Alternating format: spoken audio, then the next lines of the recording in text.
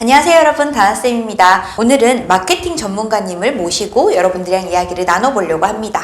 먼저 자기소개 잠깐 들어보고 어떤 일을 하시는지, 그리고 우리가 어떤 도움을 받을 수 있는지 한번 생각해 보도록 하겠습니다. 네, 반갑습니다. 저는 닉네임 미대생셀러로 활동을 하고 있는 김기륜이라고 하고요. 저는 지금 이제 마케터로 소개가 됐는데, 저는 이제 셀러 출신이고 아직도 셀러 활동을 하고 있고요. 지금 저는 중국 구매 대행을 3년째, 그다음에 제 브랜드도 2년째 운영을 하면서 마케팅 회사를 만든 지가 사실 얼마 안 됐어요. 작년 10월 달에 이제 사업자를 내고 마케팅 회사를 만들었는데 지금 열심히 마케팅 회사를 운영을 하고 있습니다. 반갑습니다. 오, 셀러를 하고 계시니까 네. 이렇게 또 마케팅 회사까지 네. 하실 수가 있는 거군요. 네. 셀러 활동이 5년 정도 되시는 3년 건가요? 됐습니다. 3년. 네. 3년 정도 되셨고, 주로 그러면 판매하셨던 물건들은 어떤 것들이 있으세요? 중국 구매 대행은 일단 하루에 상품을 50개씩 계속 올렸었어요. 그래서 제가 대량 등록 방식으로 안 하고 저는 이제 하나하나 올렸어가지고 3만 개를 올렸었고요. 그럼 수동을 쓰셨나요? 반자동이라고 하죠. 아, 근데 네네네네. 이제 프로그램에다가 링크 넣고 상품명 저희가 가공해갖고 올리는 방식으로 제가 업로드를 했었고요. 매출은 잘 나셨나요? 매출은 시작했을 때가 매출이 20만 원이었습니다. 아이고. 첫 달 20만 원, 그 다음 달은 오히려 10만 원까지 떨어졌었는데 제가 매출 1000만 원을 넘었던 게 시작하고 6개월 걸렸었어요. 그 뒤로 이제 쭉쭉 커가지고 중국 구매 대행만 매출 8천까지 했었습니다. 아, 월에? 와. 너무 뭘 힘들었어요, 팔면, 그때. 뭘 팔면 가능한가요? 그때 사실 저는 아무 생각 없이, 물론 아무 생각이 없는 게 아니라 네. 저만의 이제 소싱법이 있었는데 뭐 네이버 쇼핑에서 팔리는 물건들을 위주로 타오바오에서 갖고 와서 업로드를 했는데 그 방식만 한 8, 9개월을 했었고, 오. 그렇게 하다가 이제 내가 조금 마케팅 활동을 해서 구매 대행도 그렇게 팔아봐야겠다 싶어가지고, 그러면은 내가 이거를 어떻게 팔면 좋을까, CPC를 적용하면 좋을까, 이런 고민을 하면서 제일 중요한 게 아무리 마케팅을 해도 안 좋은 상품 갖고 와서 마케팅하면 힘들잖아요. 그때 제가 쿠팡에서 하루에 20개씩 몇 달 동안 꾸준히 나갔던 상품이 있었어요. 그래서 그거를 네이버에서 키워봐야겠다 해서 그 상품만 1200개 팔고, 이런 식으로 이제 제 매출을 견인하는 상품들을 중간중간 껴주면서 그렇게 판매를 했었습니다. 이런 것들도 스스로 가져와서 했던 것도 네. 구매 대행으로 하신 거예요? 구매 대행이었어요. 오, 그렇구나. 쿠팡이 구매 대행으로 더 잘 팔리는 걸 알았는데, 네. 스마트 스토어에서도 어떤 방법으로 이렇게 잘 파셨어요? 일단 그때 스마트 스토어를 해야겠다라고 생각했던 게, 일단 수수료가 싸잖아요. 정산도 빠르고. 근데 구매 대행이 해보신 분들은 아시겠지만 정산이 굉장히 느립니다. 그죠, 돈맥 경화에 걸리죠? 네, 저는 오히려 그때 매출이 1700에서 4100으로 확 뛰었었을 때가 있어요. 한 달 만에. 그때 대출 받았습니다. 네, 돈이 없어가지고. 그쪽. 네. 그런 게 있다 보니까 그거를 좀 해소를 하고 싶어서 스마트 스토어에서 키워야겠다 했는데, 그때 저는 지인들한테 부탁해서 리뷰만 조금 있어 보이게 한 10개 정도 이렇게 달고 CPC를 돌렸습니다. 클릭 광고를 돌렸었고, 처음에는 이제 하루에 뭐 10개도 안 나오고 했었는데 이게 조금씩 누적이 되더라고요. 그래서 쿠팡에서 그때 오히려 주문 건수가 빠지고 네이버에서 채워주는 식으로 이렇게 메꿔졌는데 오히려 수익률은 더 좋아졌죠. 키워드가 꽤 괜찮은 상품이었죠. 키워드가 그때 당시, 그때 기준으로는 한 달에 한 5,000건 정도밖에 안 나오는 거였는데 일단 팔고 있는 사람이 많이 없었고요. 구매 대행으로만 팔고 있었던 상품이었습니다. 지금 네. 공개해 주실 수 있나요? 그게 쿠키틀이었습니다. 쿠키트리? 네, 쿠키틀. 쿠키틀. 오. 지금은 트래픽이 많이 빠졌는데 그때는 좀 이제 재미있게 팔았었습니다. 아, 코로나 때였나요? 그때가 2020년 10월, 12월 달 이때였어요. 그러니까 코로나가 완연하고 네. 집 안에서 좀 이렇게 요리해가지고 먹고 이럴 때였네요. 그때 뭐 이제 베이킹 이런 게 되게 떴었는데 그거 관련된 용품들이 되게 맞아, 잘 맞아. 팔렸었어요. 오븐기 그때 막 네. 이렇게 다 뜨고 막 그래가지고. 네.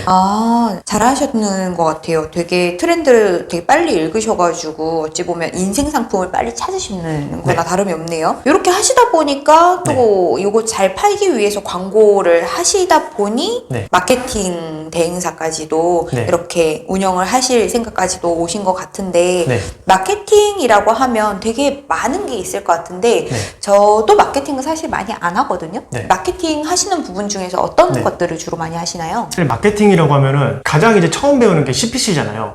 그래서 CPC가 마케팅의 전부다라고 이제 많이 알고 계시는데, CPC라고 하면 네. 우리는 일반적으로 네이버 키워드 광고, 파워링크나 쇼핑 네. 검색, 요 클릭당 두 개. 비용이 빠지는 이제 그런 광고죠. 그것만 이제 알고 계시는데, 저는 마케팅에서 제일 중요한 게 고객이 내 상품까지 오게 되는 경로를 먼저 파악을 하고 그 길목에다가 다 이제 깔아둬야 된다라고 생각을 하거든요. 그래서 우리가 만약에 어떤 상품을 산다라고 했을 때 기본적으로 네이버에 검색을 한번 해보잖아요. 그 검색해갖고 네이버 쇼핑까지 오고 거기서 내 스토어까지 오게끔 하는 그 경로들이 어떤 게 있을까 살펴봐야 되고 거기에 이제 저는 최대한 파워링크가 됐던 CPC 네이버 키워드 광고가 됐던 아니면 블로그가 됐던 그런 식으로 최대한 많이 노출을 해야 된다 라고 생각하는데 여기서 이제 내가 갖고 있는 예산 안에서 한정적으로 이제 움직여야 되는 거죠. 효율적으로.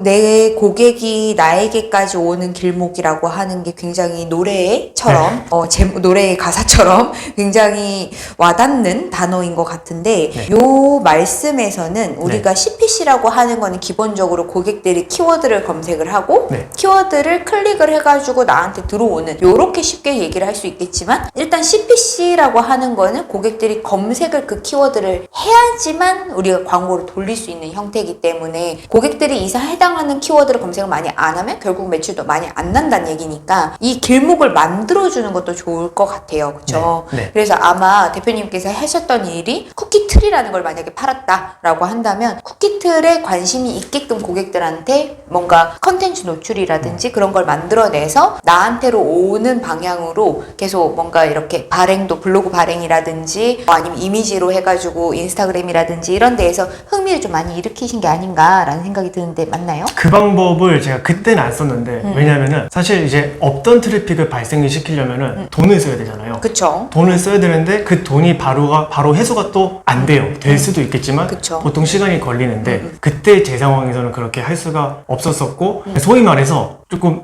저는 이제 그걸 레드오션에서 비빈다라고 표현을 하거든요. 그렇게 이제 오히려 초보자분들이 레드오션을 많이 피하는데 오히려 초보자일수록 레드오션에서 저는 좀 뛰어들어야 된다고 생각해요. 왜냐면 블루오션은 내가 띄워야 돼요. 내가 돈 써서 내가 띄워야 돼요. 더 어려워요. 그치. 그래서 저는 그렇게 하는 방식을 권장드리는데 그렇게 하다가 이제 어느 정도 그렇게 CPC 비용을 쓰면서도 계속 올라가는데 그 한계치가 저는 분명히 있다고 생각해요. 거기서 추가적인 매출을 일으키려면 다나쌤이 말씀하신 것처럼 인스타라든지 외부 트래픽을 갖고 오는 거죠. 그러한 작업들을 해줘야 된다고 생각하고 가장 이제 쉬운 게 블로그 체험단 까는 거 그렇게 하고 요즘에 인스타 협찬도 많이 하죠. 그렇게 이제 외부 트래픽을 갖고 오는 게 중요하다. 라고 저는 표현을 하고 싶습니다. 맞아요. 저도 망했던 상품 중에서 한방차를 팔았었는데 이 한방차가 목에 좋은 차였거든요. 근데 너무 저는 제품에 집중을 해가지고 제품의 원가는 높아서 판매가도 높은 거예요. 어쩔 수 없이. 근데 고객들이 검색하는 키워드가 목에 좋은 차를 블로그에서 보더라고요. 그런 다음에 고객들은 거기에 보면은 도라지 청을 먹어라. 도라지를 다려 드셔라. 도라지 차가 좋다. 이런 얘기들밖에 없는 거예요. 근데 저는 도라지를 포함시킨 한방차였거든요. 근데 고객들은 도라지 차가 다음 검색어가 되더라고요. 그러니까 한마디로 쇼핑 검색으로 들어오는 거는 도라지였는데 저는 도라지 키워드는 안 썼던 거예요. 그래서 저는 망했었거든요. 그래서 이런 고객들이 오는 길목을 사실 체크를 하고 제품을 개발을 해야 하는 것이고 판매하는 물건도 내가 쿠키틀을 팔릴 건데 고객들이 제일 많이 보고 있는 컨텐츠가 소미가 되고 있는 곳은 어딘가 인스타에서 많이 보는가? 블로그에서 많이 보는가? 아니면 뉴스 기사를 많이 보는가? 아니면 오늘의 레시피 같은 이런 앱에서 많이 보는가? 만개의 레시피인가요? 만개의 레시피 이런 데서 많이 보는가? 이런 것들에 대해서 찾아서 그곳에서 내가 마케팅을 해서 내 쇼핑몰로 들어오게끔 내 쇼핑몰 이름 앞에 쓰게끔 이렇게 만들어주는 게 사실 제일 중요하기 때문에 고객이 오는 길목이라는 이런 부분들을 여러분이 지금 이 단어를 꼭 기억해 주시면 좋으실 것 같습니다. 그러면 제가 또 궁금한 게 있는데 저희 그 쇼핑몰 이렇게 딱 열자마자 고객 뭐라 그럴까요? 저희 고객센터 전화번호 한마디 저희 핸드폰 번호겠죠? 번호로 엄청나게 광고 전화가 많이 와요. 그들의 정체는 혹시 뭔지 마케팅 회사를 이제 하시니까 우리 셀러이시기도 하니까 혹시 저희 초보 셀러 분들께 좀 말씀해 주실 수 있을까요? 우리가 흔히 마케팅 대행사라는 용어를 쓰잖아요. 마케팅 대행사가 있고 이거는 처음 들어보신 분은 아실 거예요. 이거 들어보신 분들이 있을 거예요. 마케팅 대대행사도 있습니다. 마케팅 대행사가 대행사한테 권한을 받아서 오히려 대행사들은 영업을 안 뛰어요. 진짜 대행사는 영업을 안 뛰고 대대행사들이 뛰는데 자 그렇게 우리가 스마트 스토어 맨 처음에 개설하면은 이상하게 전화가 되게 많이 와요. 진짜 어떻게 하는지 모르겠다라는 생각이 들 만큼 전화가 많이 와요. 그것도 사실 신규 스마트 스토어 개설자 DB 따는 또 프로그램이 있어요. 그게. 그래요? 있어요. 그래서 신규가 생기면은 그거 DB 바로 따서 전화를 하는 거죠. 전화해갖고 이것저것 설명하는데 결국에는 네이버 키워드 광고, CPC 광고를 돌려라. 근데 우리가 대행을 해주겠다. 라고 이제 표현을 하는데. 맞아요. 왜냐면 이 CPC 광고 수익 구조가 대행을 하면은 대행에 대한 그 돈을 안 받아요. 대대행사들이. 여러분들이 쓰시는 CPC 비용의 한 10 몇 프로대를 대대행사가 네이버한테 이렇게 수수료를 먹습니다. 그걸로 이제 수익을 내는 거고, 그거 영업을 하려고 여러분들한테 전화를 합니다. 그래서 자꾸 광고비를 올려라는 얘기를 네. 하고, 이걸 팔려면 이 키워드를 잡아야 되고 막 네. 자꾸 이런 얘기를 하고, 광고비가 적어서 매출이 적은 거고 뭐 이런 네. 식으로 자꾸 얘기를 하는 것도 네. 이 제가 쓰는 광고비의 퍼센트를 받아가는 되고, 그 광고 업체로 우리를 선정을 해야 되기 때문에 네. 이 대대행사들이 네. 영업을 떼어서 어찌 보면 대행사에게 네. 넘겨주면서 그 커미션 나눠 먹는 맞습니다. 이런 구조로 가는 거네요. 맞습니다. 일단은 초보셀러들한테 전화를 했으면 일단 대행사로 이렇게 등록만 해도 네. 이 사람이 언젠가 광고를 하면 티끌모아 태산처럼 계속 돈이 들어올 거기 때문에 영업을 네. 더 열정적으로 하는 것도 있겠네요. 맞습니다. 초보셀러 분들께서는 마케팅 회사에게 전화가 왔을 때 저는 웬만하면 전화 받지 마시라고 말씀을 드리거든요. 그리고 내가 광고 딱 필요할 때 그때 내가 대행사가 필요하면 대행사를 쓰고, 아니면은 직접 해봐라. 마케팅도 결국은 직접 해봐야 경험도 쌓이는 거다. 이런 얘기를 많이 드리는데, 그래도 대행사를 썼을 때 가장 큰 장점은 뭐가 있을까요? 일단 장점 이전에 대행사 어떤 대행사 쓸지 많이 궁금해 하실 것 같아요. 맞아요. 일단 한 가지 명확한 게 있습니다. 1년 계약 맺자고 하는 대행사랑 하지 마세요. 이거는 저도 약간 대행사들한테 욕먹을 수도 있는데, 네. 1년 계약 하고 나면은 거기서 이제 만약에 중간에 해지하려고 한다. 위약금을 계약사항에 넣어두는 업체들이 있는 걸로 알고 있어요. 맞아요. 네. 저 강의한 도용했는 회사가 마케팅 네. 대행사가 제 강의한 가져가서 자기네 회사 거라고 그러면서 네 강의를 해주고 네. 그런 다음에 그들한테 교육도 해주고 다 했으니까 1년 계약했는 그 돈을 내놓으라고 네. 했더라고요. 근데 좀 해보니까 별로였었던 네. 거예요. 그래가지고 이걸 신고해 주신 분이 저희 수강생이시거든요. 근데 왜 다나쌤께 얘네들 회사인 것처럼 이렇게 자기들 강의안으로 이렇게 해주지? 라고 해가지고 이야기를 하다가 계약을 해지를 하려고 그러니까 위약금을 네. 내놓으라고 했다고 그러더라고요. 네. 근데 이게 말이 안 되는 게 계약을 해지하는데 내가 마케팅이 필요 없어서 해지하는 거라서 마케팅 안 하겠다는데 왜 돈을 달라고 할까 이 생각이 들었는데 네. 그거는 일단은 이 대행사 앞에 말씀하셨던 네. 이 대행사와는 좀 다른 형태인 건가요? 대대행사들이 아마 대대행사들이 주로 그런다라고 저도 이제 이야기를 많이 들었었고요.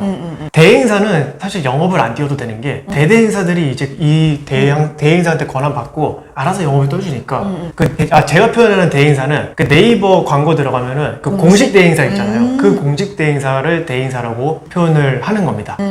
그렇게 해서 위약금 발생했다라는 사례도 저는 들었었고 하더라도 뭐 한 달 아니면 2, 3개월 이렇게 짧은 기간 끊어서 계약을 맺을 수 있는 업체를 하는 게 좋지 않을까 그나마 저는 그렇게 생각합니다.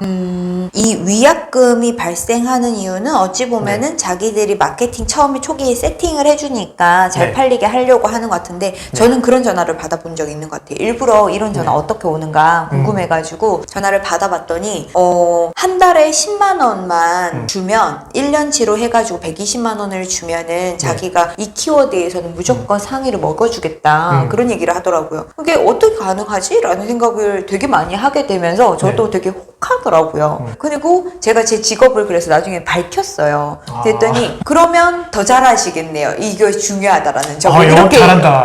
그러시더라고요. 되게 잘한다, 그래서 와 오. 무슨 깡이지? 약간 이런 생각을 좀 했는데 네. 사실은 저도 제가 이미 알고 있는 그리고 여러분들이 알고 있는 그 지식이 맞아요. 작은 돈으로는 사실 메인 키워드에서 띄우기 힘들어요. 맞습니다. 그냥 거짓말입니다. 거짓말. 그러니까 이런 영업의 말에 속삭임에 넘어가지 마시고요. 여러분 우리 대표님 말씀하신 것처럼 계약을 길게 하는 업체들 위험합니다. 그러니까 계약 안 하시는 거 좀 추천해 드리고 또 혹시 좀 저희가 주의하셔야 될 거나 대행사에 대해서 좀 알아야 될 게 좀 있을까요? 그 다음에 계속 이제 원하는 성과가 안 나오면은 광고비를 증액하라고 답을 해요. 그런데 사실 제가 대행사를 하고 있는 입장에서도 그 다음에 셀러 출신이잖아요. 제가 광고비 증액이 맞는 이야기이긴 한 게 그렇죠. 많이 들어오게 하는 모순이. 예를 들어서 한 키워드 월 예산을 10,000원이라고 설정을 해놓으면 사실 이게 그 테스트가 안 됩니다. 그 광고라는 게 그냥 이제 들어와서 구매를 한다 단순하게 이렇게 생각하는 게 아니라 네이버 광고 들어가면은 다양한 지표가 있어요. 전환율, 뭐 광고 수익률, 노출수, 클릭수 이러한 다양한 지표가 있는데 어느 정도 일주일, 한 달 정도 기간 테스트를 두고 거기서 있는 지표를 보고 판단을 하거든요. 아, 이 키워드는 효율이 잘 나니까 계속 진행을 하자. 이 키워드는 효율이 안 나는데 뭐가 문제일까? 그 지표를 보고 판단하는데 사실 하루 10,000원이면은 그 테스트가 조금 힘들긴 합니다. 얼마 정도 해야 돼요? 저는 최소 시작이 그래도 30,000원은 돼야 되지 않을까 해서 거기서 이제 조금씩 증액하거나 이런 식으로 좀 판단을 한다. 그래서 어느 정도 테스트 네. 기간? 저는 일단 이 가정은 제가 이제 제 상표를 내갖고 이제 제가 주력으로 팔려고 한다라고 하는 걸 가정으로 한다면 저는 일단 한 달, 최소 한 달 보고요. 최소한 2달까지 이렇게 보고요. 그런데 이제 마케팅 비용을 한두 달 안에 왕창 씁니다, 저는. 네, 효율을 제대로 테스트하려고. 그렇게 해서 어느 정도 조금 성과가 나오고 광고비 쓰는 거에 비해서 매출이 어느 정도 효율적으로 돌아간다 라고 하면은 광고비를 이제 한 번에 2분의 1로 확 줄이고 거기서 이제 비용을 조금씩 줄이면서 매출을 유지시킵니다. 어찌 보면 좀 초반에 투자를 해서 이 네. 제품을 빡 띄워놓고 그런 다음에 좀 더 자연 발생적인 주문이 들어올 수 있게끔 네. 광고비를 좀 줄여가지고 탄력적으로 운영하는 거에 대해서 말씀을 해주시는 것 같은데 네. 사실 초보셀러 분들은 초반에 광고비를 써도 되는 물건인지 아닌 물건인지 그리고 마진이 위탁으로 하시는 분들 같은 경우에 마진 또 안 남을 수도 있고 네. 해외 구매 대행은 이슈가 많을 수도 있고 막 그런 겁들이 되게 많으셔서 걱정들도 많이 하시는 것 같은데 대표님이 이렇게 추천해 주시는 이런 것들 같은 경우에는 네. 내가 어느 정도 컨트롤할 수 있는 제품인 경우가 훨씬 더 네. 좋지 않을까라는 생각이 드는데 맞나요? 맞습니다. 그리고 제가 해외 구매대에 위탁 판매 하시는 분들 대상으로 또 그 맞춤 마케팅 강의를 진행을 몇 번 했었어요. 그런데 해외 구매대 위탁 판매는 마케팅 할 수 있는 게 굉장히 제한적입니다. 일단 마진이 많이 안 나와요. 저는 그래도 마진 폭이 적어도 진짜 적어도 30%는 나와야 된다. 가장 이상적인 거는 50%다 라고 생각을 하는데 위탁이랑 해외 구매 대행은 사실 이게 절대 안 어려워요. 나오죠. 예. 네. 보통 10%, 20% 이렇게 설정을 많이 하는데 그래서 마케팅을 내가 이제 진짜 뭐라 그래야 되지? 자리 잡고 싶어하는 상품을 제한적으로 저는 막상 구매 대행에서 그때 잘 팔았다고 말씀드렸는데 그렇게 진행했던 상품이 10개가 안 됩니다. 3년 동안. 그런데 그 띄워놨던 상품들이 한 매출의 반 이상은 계속 견인을 했었고요.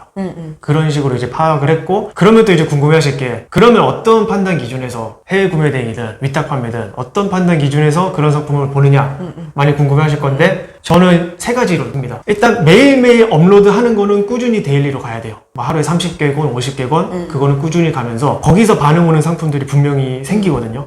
그 상품들을 이제 유심히 보다가 이게 한 일주일 동안 지속적으로 팔려 소량이지만 그러면은 이게 어느 정도 트래픽이 있다라는 얘기잖아요. 그걸 이제 분석을 해가지고 계속 갈 상품인지 파악하고 계속 갈 수 있는 상품이다라고 판단을 했을 때 안정적으로 공급이 가능한지 그 다음에 내가 재고를 갖고 올 수 있는지 이렇게 3가지를 봅니다.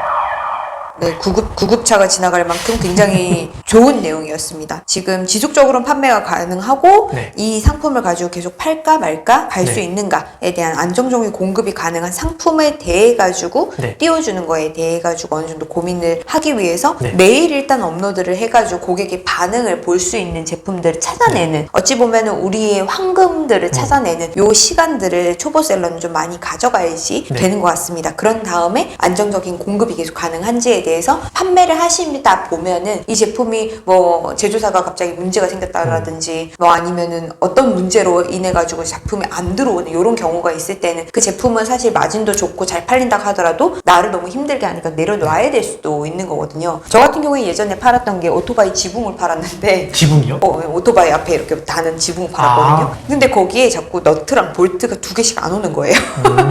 그러니까 자꾸 고객이 그거 하나 안 왔다고 반품을 한다는데 그거 중국으로 어떻게 또 다시 되돌려 보내요. 그 네. 포대자루에 막 이렇게 마대자루 해가지고 왔는데 그래가지고 고객들한테 돈 이렇게 10,000원씩 져주면서 네. 그 나사 사가지고 쓰시라고 이런 얘기를 했었거든요. 근데 이런 상품들은 안정적 공급이 좀 힘든 거죠. 네. 그러니까 이런 것들을 제가 또 판매자한테 또 물어봤는데 좀 넉넉하게 보내줄 수 없냐 그랬더니 못 보내준다고 하더라고요. 그게 뭐 10만 원이 넘는 상품이었는데도 안 보내준다고 하니까 이게 안정적인 공급이 안 돼서 저는 때려쳤던 네. 적도 있어요. 그러니까 여러분들도 아무리 돈을 잘 벌려준다고 하더라도 이 제품 외에도 여러분들에게 안정적으로 판매를 일으키게 해줄 상품들이 분명히 있으니까 대표님 말씀하신 제일 첫 번째 이야기 메일 업로드 잊지 마시고 해주시면 좋을 것 같아요. 그리고 대행사 이야기를 다시 돌아가서 조금 이야기를 해보자면 이 대행사들이라고 얘기를 할 때 공식 광고 대행사도 있다고 하지만 누구나 계속 공식이라고 얘기를 하고 오고 다 매일매일이 오는 것 같아요. 네. 지금 노출 안 되시죠? 지금밖에 기회가 없습니다. 지금 바로 상위 노출 해보세요. C사, N사, 뭐 상위 노출 보장 이런 메일들이 되게 많이 오는데 네. 이 업체들은 도대체 정체가 뭔가요? 이거는 이제 대행사의 역사를 제가 간단하게 설명드려야 되는데 역사까지 알아야 되는군요. 한 근 2년가의 대행사의 역사인데 19년도, 20년도 이때 이제 사업을 시작하신 분들 제가 이제 그때 시작했거든요. 그때 시작하신 분들은 약간 광고 메일 내용이 달라졌다는 걸 느끼실 거예요. 그때는 CPC에 대한 영업 메일이 많이 왔었어요. 근데 어느 순간부터 그 CPC에 대한 영업 메일 내용이 거의 없고 N사, 뭐 C사, 슬롯, 트래픽 이러한 용어들을 들어보셨을 거예요. 이제 맞아요. 트래픽에 대해서는 많이 알고 계실 건데 네이버에서 상위 노출에 반영되는 요소들이 몇 가지가 있는데 그 중에 하나죠. 클릭수. 이 클릭수를 높여주는 프로그램인데 왜 클릭수를 높여주는 트래픽을 영업을 하냐면 CPC 진행을 이제 많이 안 하세요. 왜 많이 안 하냐면 한 클릭당 비용이 너무 비싸졌어요. 몇 년 사이에 한 클릭에 뭐 500원이면은 1페이지 3등 안에 꽂을 수 있었던 게 지금은 뭐 2,000원, 3,000원? 맞아요. 이렇게 올라갔잖아요. 그러면은 우리가 이제 보통 전환율로 따지면은 2, 3%대가 보통 평균이라고 치잖아요. 뭐 카테고리마다 다르겠지만 100클릭 일어났을 때 2개 구매되는데 광고로 100클릭 일어났을 때 2개 구매하면은 굉장히 마이너스예요. 그러다 보니까 CPC를 많이 안 하는데 그러면 어떻게든 네이버에서 띄워야 되잖아요. 그러다 보니까 비교적 저렴한 어뷰징성 프로그램들이 나온 거고 이제 그거를 대놓고 영업을 하는 거죠. 이러한 간단한 역사가 있어요. 이 슬롯이라는 거랑 네. 트래픽이라고 하는 프로그램이 같은 건가요? 그 트래픽이 그 클릭수를 높여주는 프로그램을 이제 트래픽이라고 설명하고 슬롯이 사이트가 있어요. 이걸 이제 한 줄 단위를 슬롯이라고 하는데 그 한 줄에 상품 코드, 내가 원하는 검색어, 그 다음에 몇 클릭 일으킬 건지 그거를 세팅할 수 있는데 그 최소 단위를 슬롯이라고 합니다. 그러면 걔네들은 얼마예요? 이거는 그때그때 따라 다른데 지금 일단 네이버에서 트래픽을 거의 다 막았어요. 제가 봤을 때 지금은 네이버의 완승입니다. 그러다 보니까 수요와 공급에 의해서 비싸요 또. 요즘에 또 되게 비싸졌어요. 네네. 뭐 4만원, 5만원까지 떨어졌을 때가 있는데 지금은 뭐 거의 한 10만원 찍을 것 같아요. 어디 있으면. 이렇게 왔다 갔다 하는데 이것도 네이버에서 잘 막느냐 아니면 다 뚫려 있느냐 이 상황에 따라서 또 달라지는 것 같습니다. 그러면 지금 영업하는 업체들 중에서 안 통하는데 네. 홍보를 하는 업체들도 있을 수가 있는 거네요? 그 용어를 잘 살펴보셔야 될 게 그 광고 메일 오면은 비보장이라고 되어 있어요. 비보장이라고 비보장. 예. 보통 이제 뭐 AS 기준이 접혀져 있는데 내가 예를 들어서 뭐 100클릭을 일으키겠다. 근데 50클릭밖에 안 돼. 이게 며칠 지속되면 AS를 해주겠다. 환불을 해주겠다. 그런 게 있었는데 지금 제가 알기로는 거의 다 비보장 형태입니다. 아이고 저런. 이거 감안하고 쓰셔라. 이렇게 이제 표현을 합니다. 참, 곤란하네요. 저도 주변에 있으신 판매자님들 보다 보면은 이 어뷰징 프로그램을 어쩔 수 없이 쓰시는 분들이 있으신 게 말씀하신 것처럼 CPC 광고비가 너무 비싸지다 보니까 이거 쓸 바에야 어차피 순위 올리고 싶어 하는 거니까 위에 띄우고 싶은 거니까 이런 프로그램에 한번 손을 대봤다 라고 하시는데 뭐가 아무것도 반응이 없는 그리고 회사가 잠수를 타는 이런 경우도 되게 덜어 있고 그리고 쓰셨다가 상점이 닫혔다.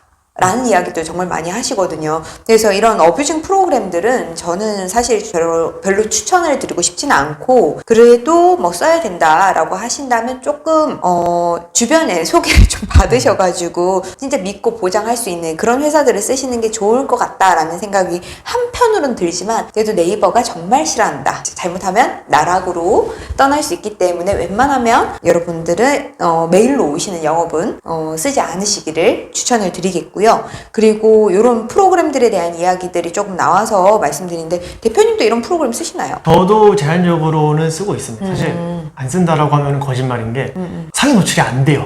아예 그쵸. 이제는. 네. 그래서 저는 근데 오히려 요즘에 저는 네이버를 굉장히 많이 줄였습니다.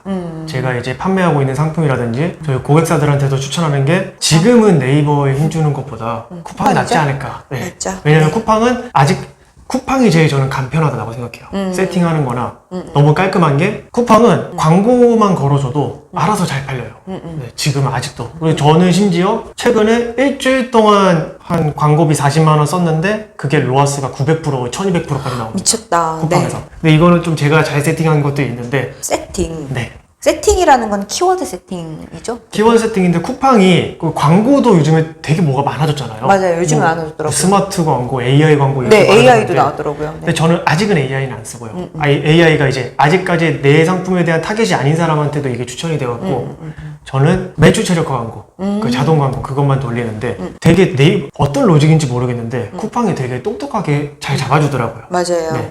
고객을 잘 잡아주시더라고요. 네. 얘가. 거기서 이제 저는 그냥 세팅만 해줘도 알아서 잘 돌아가고 근데 이제 제가 쓰는 방법 중에 하나가 등록하자마자 매출 최적화 광고를 등록하는 게 아니라 수동 성과형 광고를 먼저 선택을 해요. 수동 다음에. 수동을 하면은 우리가 원하는 키워드만 설정할 수 있고 거기 안에서 금액도 우리가 설정할 수 있는데 거기서 세팅해 놓은 다음에 거기서 이제 구매가 일어난다. 그 광고를 통해서 일어나면은 그거를 이제 한 3주 정도 둬요.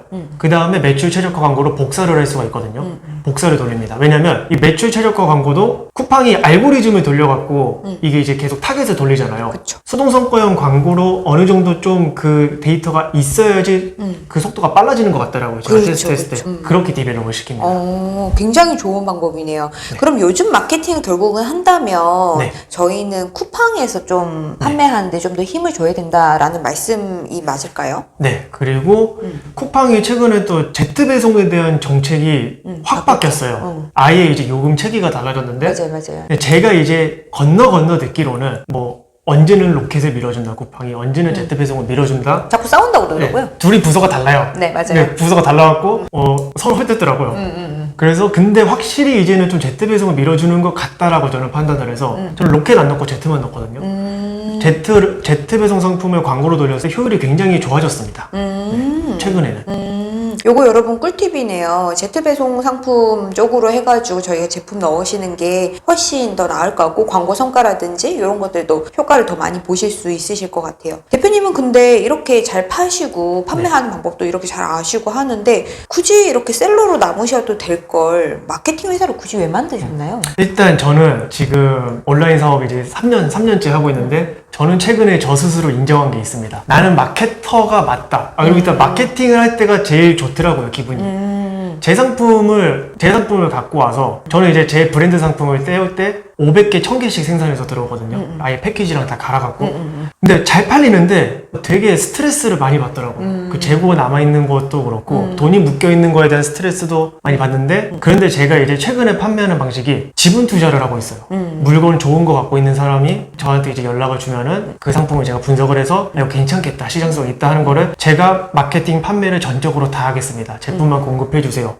이런 식으로 지분 투자를 하고 있거든요. 너무 좋더라고요. 네. 대표님은 대표님 잘하시는 일 하시고 대표님이 봤을 때 괜찮은 상품을 가지고 계시는 분들은 또 그 물건 잘 팔려서 너무 좋을 거고 그러면은 서로가 잘하는 일에 집중할 수 있는 것 같아가지고 굉장히 좋을 것 같아요. 이 마케팅이 성격이 잘 맞는 분들이 있어요. 특히 컴퓨터 앞에 오래 앉아있고 분석하고 막 이렇게 뒤져내고 막 이렇게 성과 분석하고 이런 것들을 되게 좋아하시는 분들이 있거든요. 그런 분들은 사실 마케팅 하시는 게 저도 맞다고 생각해요. 쇼핑몰에도 정말 디자인이라든지 촬영이라든지 마케팅이라든지 상품 제작이라든지 아니면은 중국이랑 뭐 이런 데에서 소싱이나 유통이라든지 이런 것들 잘하시는 분들이 각계에 맞는 부분들이 있을 거라는 생각이 들어요. 한 명의 셀러가 모든 걸 다 잘할 수는 없거든요. 맞습니다. 네, 그래서 저는 이렇게 선택과 집중을 하시는 게 훨씬 더 좋을 것 같고 혹시 좋은 물건 가지고 계시는데 잘 안 팔린다 그러시면은 저희 대표님에게 연락하셔가지고 같이 한번 상담 받아보시는 것도 좋지 않을까라는 생각이 듭니다. 왜냐하면 대표님도 어찌 보면은 제일 잘하는 일을 하시면서 또 자아실현도 하시고 그리고 성과 분석도 해주시는 거고 저도 사실은 이제 들고 올 물건이 있어가지고 대표님께 마케팅 마케팅을 좀 부탁을 드릴 예정이거든요. 그래서 사실 제가 믿고 또 추천을 드릴 수 있어가지고 대표님을 또 초대한 것도 있는데, 여러분들이 또 궁금해하실 만한 내용들이 아무래도 체험단이라는 네. 부분인 것 같아요. 상품을 띄우려고 하면 말씀하신 네. 것처럼 고객이 들어오는 길목이라는 데에 네. 중간중간에 블로그 글이 있고 인스타그램에 내용이 있고 유튜브 영상이 있을 수도 있고 아니면 신문기사에 보다 보면 옆에 막 뜨는 네. 그런 광고들도 있고, 이런 다양한 내용들 중에서 우리가 사실 꼭 필수로 해야 된다. 그러면 스마트 스토어는 사실 네이버 블로그 꼭 해야 되나요? 뭐 이런 질문 정말 많이 하시거든요. 네. 근데 저는 스마트 스토어 하시는 분들 뭐 블로그도 하시면 좋지만 시간이 그만큼 되겠냐. 차라리 내 상품 주고 블로그 잘 쓰는 애들, 노출 잘 시켜주는 애들한테 차라리 오히려 상품 주고 띄워달라고 하는 게 더 낫다라는 얘기를 되게 많이 하거든요. 네. 근데 이 체험단이라고 하는 것을 쓸 때 네. 무료도 있고 돈을 주고 글을 써달라고 하는 경우도 있고 블로거들 중에서 또 유명한 애들도 있고 네. 유명하지 않은 애들도 있고 이제 시작하는 애들도 있고 뭐 네. 아니면 주변 지인들이 블로그 한 대도 있을 것 같아요. 네. 그런 것들을 봤을 때 이 체험단 쪽으로 우리가 마케팅을 한다 그러면 대표님이 봤을 때는 아직까지도 여기 괜찮을까요? 블로그 체험단이 여기서 또 좀 구별을 해야 되는 게, 체험단이 있고 그다음에 상위 노출을 하는 또 서비스들이 많아요. 여기서도 블로그 지수에 대해서 이제 들어보신 분들은 아실 건데 네이버에 블로그 지수라는 게 있거든요. 이게 이제 보통 저품질, 일반, 준최적화, 최적화 이렇게 4개로 크게 구분을 하는데, 최적화 블로그를 많이 선호를 해요. 이 최적화 블로그에 글을 올리면은 다른 지수가 제일 좋기 때문에 상위 노출이 된다 해서 최적화 블로그를 선호하는데, 최적화 블로그는 2015년 이후에 만들어지지 않고 있습니다. 그래서 굉장히 고가의 거래가 되고 있어요, 계정이. 네. 그런 블로그들한테 깔아두는 거를 이제 상위 노출을 타겟을 한다면은 해야 되는데, 여기서도 서비스들이 또 나눠져 있어요.